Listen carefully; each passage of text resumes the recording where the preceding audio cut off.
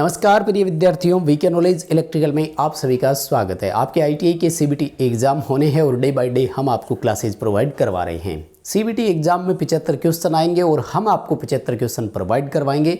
ये हमारी जिम्मेदारी है, बस आप हमारे साथ जुड़े रहें, चैनल को सब्सक्राइब करके रखें और ये वीडियो लाइक कर दीजिए और अपने दोस्तों तक पहुँचा दीजिएगा।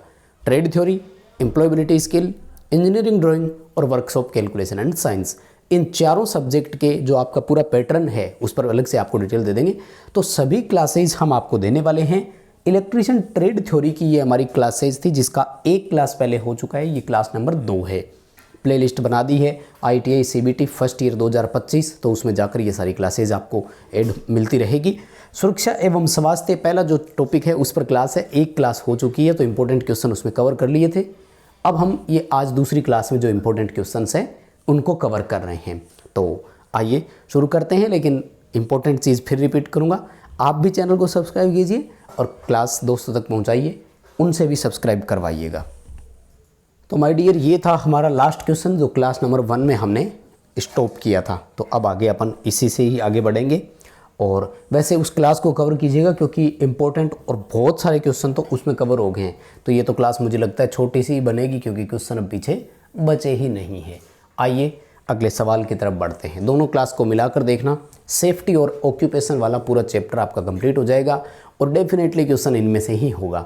आइए पहला सवाल, किस प्रकार के व्यावसायिक स्वास्थ्य खतरे के कारण संक्रमण हो सकता है। देखो, खतरे मैंने आपको बताया कि हमें टोटल 8 तरीके से विभाजित करके सिलेबस में ऐड किया हुआ है इस बार। उसमें देखो, इलेक्ट्रिकल हजर्ड जो है उससे संक्रमण नहीं होता है ना। विद्युतीय झटके जो होते हैं, संक्रमण का मतलब होता है एक से दूसरे में फैलना, दूसरे से तीसरे में फैलना, आगे फैलना। तो विद्युत वाले में क्या होता है कि जो संपर्क में आया है पीड़ित, उसी के ही प्रॉब्लम्स होती हैं, उसके बाद बाकी किसी में, यानी आप उसके अगर एक्सीडेंट हो गया, कोई इलेक्ट्रिक शॉक लग गया और उसके अगर पास में बैठे हैं तो कोई रिस्क नहीं है, ठीक है। उसके बाद में यहाँ पर देखो तो ये रहा, जैविक खतरे बोलते हैं अपन, जो जीवाणुओं से फैलते हैं, इंग्लिश में होता है बायोलॉजिकल हजर्ड। जैसे इसमें सबसे इम्पोर्टेंट है एग्जाम्पल कोल्ड एंड फ्लू, यानी जुखाम टाइप के जो लक्षण वाली जो चीज़ें होती हैं ना, वो एक दूसरे से सबसे ज़्यादा फैलती है। या कोई भी छोटा सिंपल एग्जाम्पल कोई भी ले लो, शारीरिक में जैसे कोई खाज खुजली भी है ना, तो वो भी फैल जाती है। तो ये जैविक खतरे जो होते हैं ना, इनसे संक्रमण होता है। यानी एक संक्रमित पेशेंट के पास में अगर आप बैठ गए, लाइक कोरोना सबसे इसका बेटर एग्जाम्पल आप ले सकते हो, एक से दूसरे में फैलने वाला। उसके बाद में देखो, शारीरिक खतरे, फिजिकल की बात कर रहा है ये, तो शारीरिक खतरे होते हैं जैसे एज से संबंधित है ना। तो अब एक आदमी बूढ़ा हो रहा है तो वही हो रहा है, उसका असर दूसरे पे तो नहीं होता। और उसके बाद में मानसिक का मतलब है कि भाई किसी की प्रवृत्ति हिंसक है या डिसओबे करने वाला है ना। जैसे आप मान लीजिए नौकरी लग गई, अब अफसर ने बोल दिया कि ये काम करना, आप बोलते हो कि नहीं मैं तो नहीं करूँगा, ये एक टेंडेंसी अलग हो गई। या इसमें मान लीजिए कोई ड्रिंक कर रहा है ना, तो संक्रमण वाला है, जैविक नुकसान रहेगा। आई होप कि आपको क्वेश्चन अच्छे से समझ में आ गया होगा। देखो, मैं कारण सहित उत्तर बताऊंगा और आराम से चीज़ों को पढ़ना है, कोई जल्दबाजी नहीं करनी है ना। क्योंकि जब कारण सहित चीज़ों को पढ़ेंगे तभी तो अच्छे से समझेंगे ना, और अच्छे से समझेंगे तभी वो चीज़ हमारे याद रहेगी। हमें हमारे पेपर तक यूटिलाइज करना है और अभी बहुत समय है आपके पास, है ना। हाँ, प्लीज़ क्लास शेयर करने वाला काम आप करेंगे। फर्स्ट ईयर वाले जितने भी बच्चे हैं उन तक प्लीज़ आप ये क्लास पहुंचाइए माय डियर, मेरा निवेदन है आपसे, इतना सहयोग हमारा कर दीजिए आप। सवाल देखो सेकंड, किस प्रकार की कृत्रिम श्वसन विधि का उपयोग उस पीड़ित के लिए करते हैं जिसकी छाती और पेट पर चोट हो या छाले हो। फ्रंट साइड की बात कर रहा है। देखो, यहाँ तो इसने ना थोड़ा सा ईजी कर दिया आपके लिए ऑप्शन, है ना। यहाँ देखो ये दे दिया, ये रहा बैक प्रेशर और ऐसे करके ऑप्शन दे दिया। पहले तो मैं आपको एक शॉर्ट ऑप्शन बताता हूँ इसका। दरअसल इस विधि का एक्चुअल और शॉर्ट नेम जो है ना, वो तो है सिल्वेस्टर विधि। क्या है माय डियर? सिल्वेस्टर विधि। लेकिन दूसरा नाम जो है ना, वो नेल्सन की भुजा उठाने वाली विधि है और पूरा नाम है नेल्सन होल्गर मेथड। हिमाचल प्रदेश की लाइनमैन में आया था एग्जाम में ये क्वेश्चन से। नेल्सन हेल्गर मेथड है, लेकिन पूरा नाम है नेल्सन की भुजा ऊपर और पीछे की दबाव। यानी वो कहता है कि भुजा को ऐसे पीछे की तरफ यहाँ ले लो और अब यहाँ पर उसके दबाव डालना है पीछे की तरफ, ठीक है ना। तो ये वाला मेथड है आपका। सेफर विधि का उपयोग तब करते हैं जब पीठ पर छाले हो या पीठ पर चोट हो, ठीक है ना, दोनों को ध्यान रखिएगा। जब पीठ पर चोट हो या पीठ पर छाले हो तब सेफर विधि का उपयोग करेंगे। और आजकल माउथ टू माउथ को भी बहुत बढ़िया मानते हैं और माउथ टू नोज़ को भी उपयुक्त विधि की श्रेणी में रखने लग गए हैं, तो उसको भी थोड़ा ध्यान से समझिएगा। चलिए माय डियर, ये आ गया वो डायग्राम, देखो थोड़ा छोटा कर देता हूँ। चलो पहले बड़ा करके दिखाता हूँ, फिर ऑप्शन दिखाएंगे।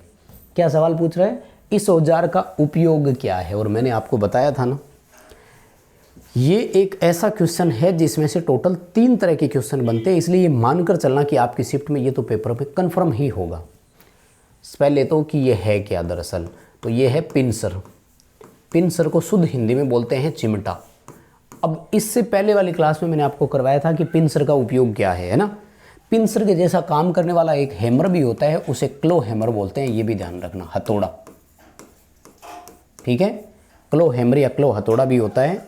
तो ये वाला बड़ा इंपॉर्टेंट है भाई।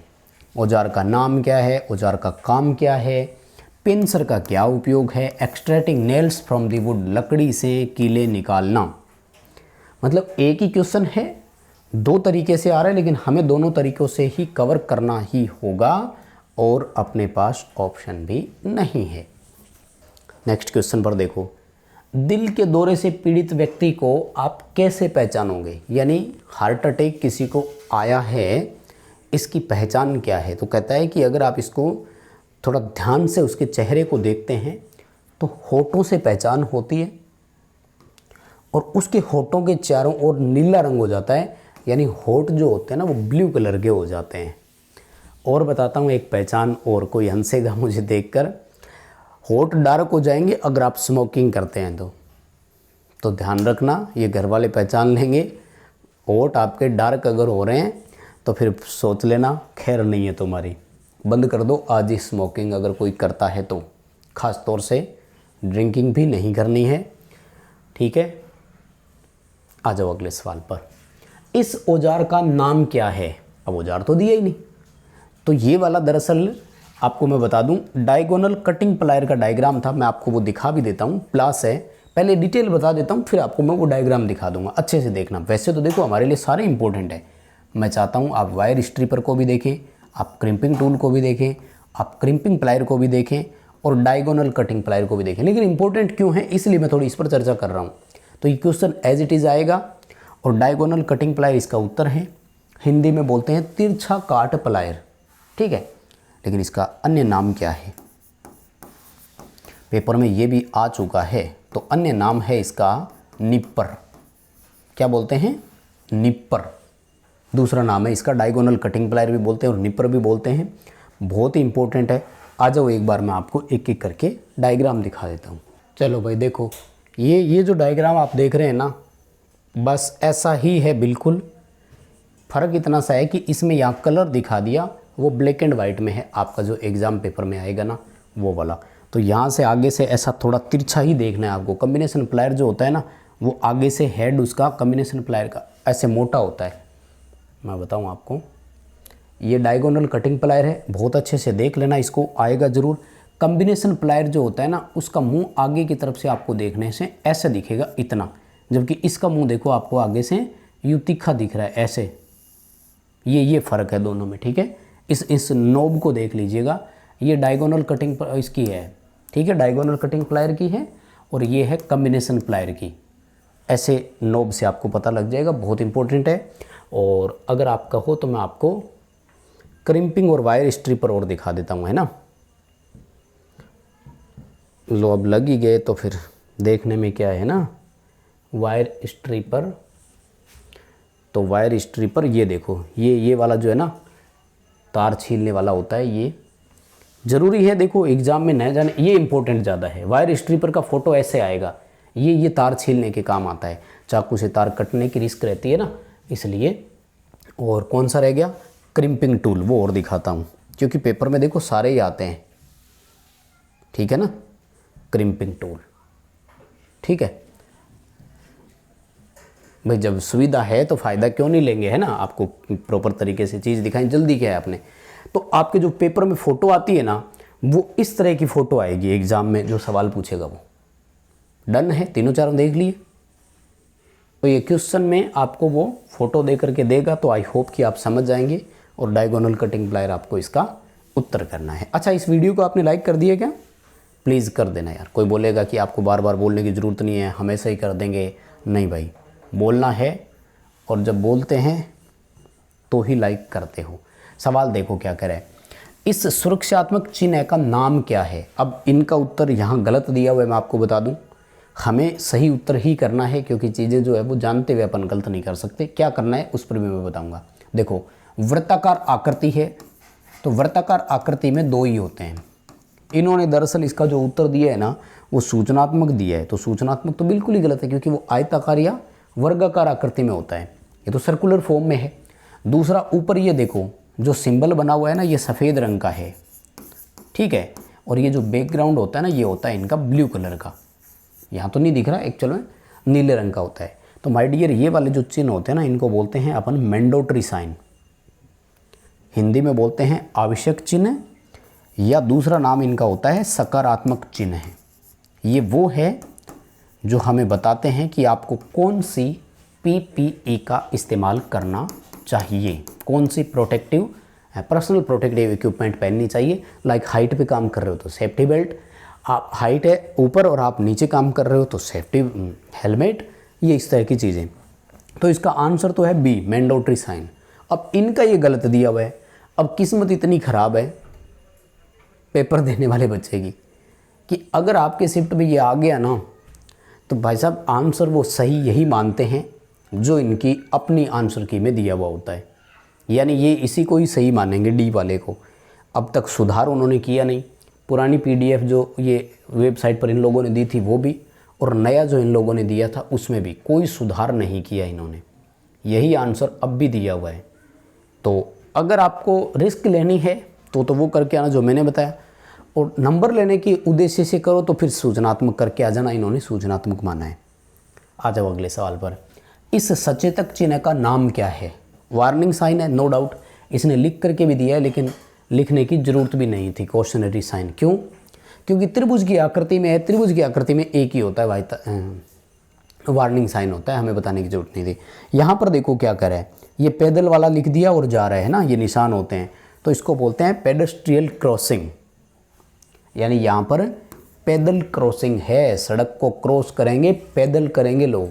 इसलिए वाहन चलाने वाले से कहा जाता है कि आप प्लीज़ थोड़ी सी सावधानी रखिए, धीरे चलाइए। कोई पैदल चलता हुआ राहगीर आगे आने की आशंका हो सकती है। ठीक है, नेक्स्ट क्वेश्चन देखो। पहले सवाल देखते हैं, फिर आपको ऑप्शन दिखाऊंगा, पूरी चर्चा करेंगे। पीड़ित को बचाने हेतु क्या तात्कालिक कदम उठाए जाने चाहिए यदि वह अभी भी विद्युत शक्ति स्रोत से संपर्क में है? यानी किसी को विद्युत झटका लग गया, अभी भी चिपका हुआ है, उसको हटाने के लिए आपका पहला स्टेप क्या होना चाहिए? अब इसके ऑप्शन देखो। ऑप्शन इतने शानदार है कि आप खुद देखते ही कर लोगे। कैसे करके, मैं एक एक करके बताता हूँ। क्या कहता है कि अपनी अथॉरिटी को, अपने अधिकारी को झटके के बारे में हम जानकारी देंगे। अरे भाई, जानकारी तो बाद में देंगे, जब अधिकारी वहाँ पहुँच जाएंगे, या जब अधिकारी हमें बुलाएंगे कि यार कैसे एक्सीडेंट हो गया बताओ, तब। अभी तो वो चिपका हुआ है, उसको छुड़ाएंगे। तो ये तो बहुत बात का काम होता है। किसी को, उस व्यक्ति को छुड़ाने के लिए बुलाएं, हाँ ये थोड़ा सा कर सकते हैं, लेकिन और देखो कोई बेटर ऑप्शन है क्या? पहला ऑप्शन है हाथों द्वारा खींचें या धक्का दें। ये तो बेवकूफ़ी वाला काम है, आप खुद और चिपक जाओगे। हाँ, एक ऑप्शन है अगर आप खुद को पूरी तरह से इंसुलेट कर लेते हो तब। लाइक आपने सेफ्टी शूज़ पहन रखे हैं और आप किसी भी अर्थिंग के संपर्क में नहीं है, यानी सर्किट पूरा नहीं होना चाहिए। विद्युत के बारे में एक चीज़ मैं आपको बताता हूँ, अगर आप फेजदार को पकड़ भी लेते हैं तो भी झटका नहीं लगेगा। लेकिन प्रैक्टिस करनी नहीं है भाई। कोई बोले कि आपने कहा था फेज पकड़ लेंगे तो झटका नहीं लगेगा। हम क्या करते हैं कि इसमें माइनर मिस्टेक्स भी अलाउ नहीं है, और अगर आप माइनर मिस्टेक्स करोगे तो मेजर दुष्परिणाम आएंगे।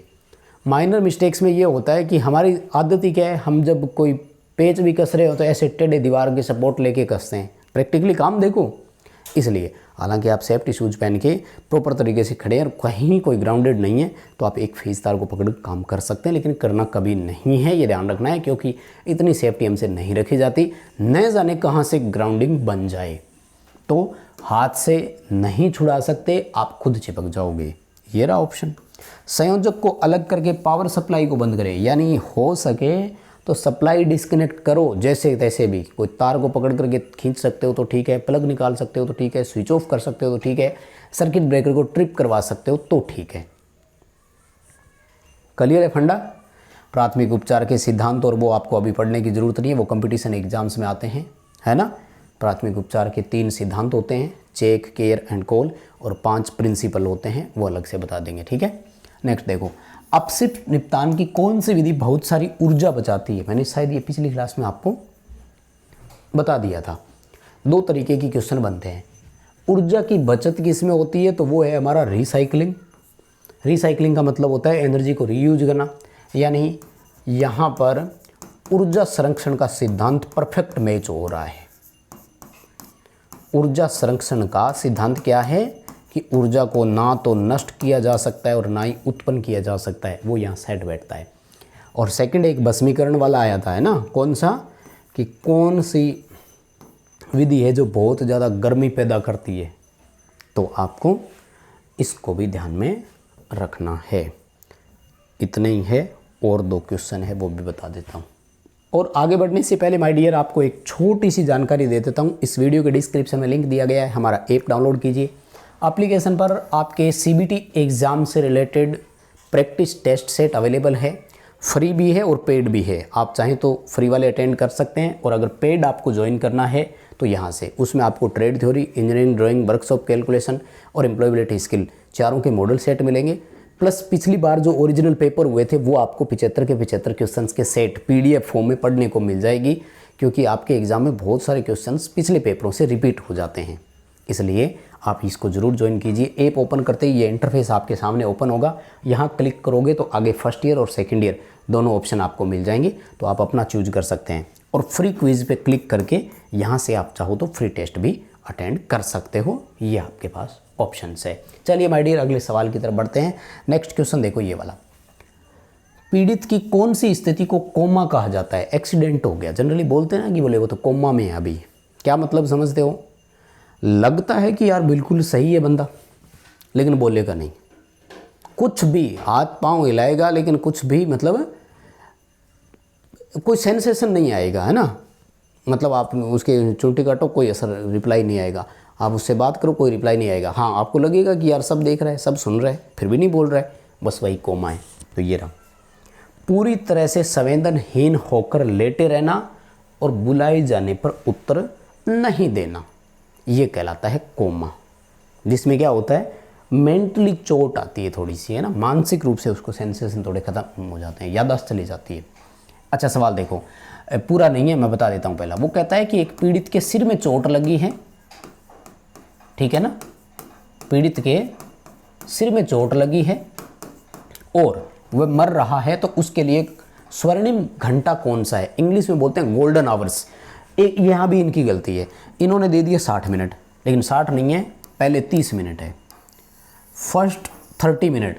यानी अगर सिर में चोट लगी है और डेथ होने की रिस्क है, तो वो कह रहा है कि पहले आधे घंटे के अंदर अंदर आप उसको डॉक्टर के पास ले जाओ, प्रॉपर ट्रीटमेंट दे दो, वो बच जाएगा, वो उसके लिए गोल्डन आवर्स है। अदरवाइज टू लेट, डॉक्टर जाते ही बोलेगा आई एम सॉरी, आपने बहुत देर कर दी। तो ये है आपके इस फर्स्ट 30 मिनट के। भाई हो गया कवर, इतना ही है माय डियर। और वापस आपको फ्रंट पेज पर ले आता हूँ। प्लेलिस्ट बना दी है, 2 क्लासेज कंप्लीट हुई है, सीक्वेंसली आपको क्लासेज देंगे, बस आप चैनल के साथ बने रहे, क्योंकि अभी तो ये क्लासेज जो आप देख रहे हैं लगभग 10-15 अप्रैल के आसपास की है। आपके एग्ज़ाम होंगे अगस्त में, तो काफ़ी समय आपके पास है। इसलिए मैं चाहता हूँ कि अभी से आप अपने साथियों को भी जोड़ें हमारे चैनल पर, ताकि आप सीक्वेंसली क्लासेज देखें। एम्प्लॉयबिलिटी स्किल, ड्राइंग, कैलकुलेशन, सब पर आपको क्लासेज मिलेगी। ठीक, वीडियो को लाइक ज़रूर कर देना। बहुत धन्यवाद।